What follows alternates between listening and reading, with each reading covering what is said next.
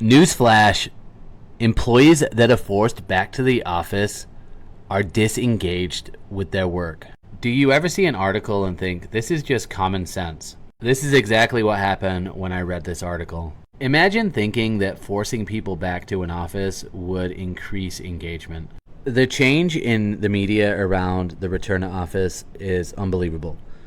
I mean, 12 months ago, LinkedIn was covered with articles talking about how productive remote workers are and how remote work was great for big companies.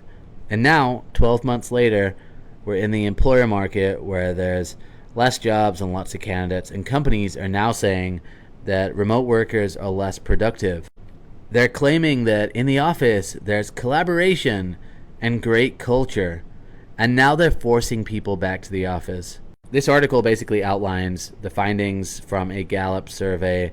They interviewed a ton of employees and just found out that across the board, no matter what type of employee you are, you're not happy when you're forced back to the office.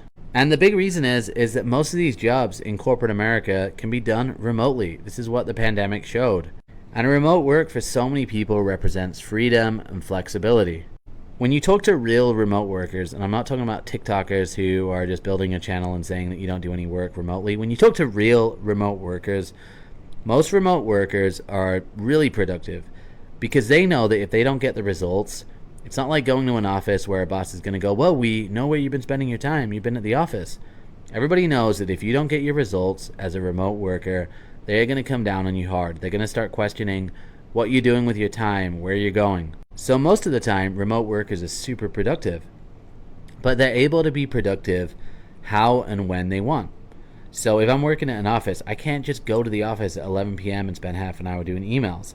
But if I'm working from home, I can absolutely do that. You see, people want flexibility. They want power over their schedules. They want to be able to go to their kid's game. They want to be able to go to the doctor without having to ask a micromanager whether or not they can schedule time off and then not knowing whether or not they can actually make those obligations. So when you force people back to an office, the message that you send your employees is you don't really care about their lives. You don't care about trying to fit into their lives. What you care about is your office lease and trying to get an ROI on that office space. I wish these companies would just tell the truth.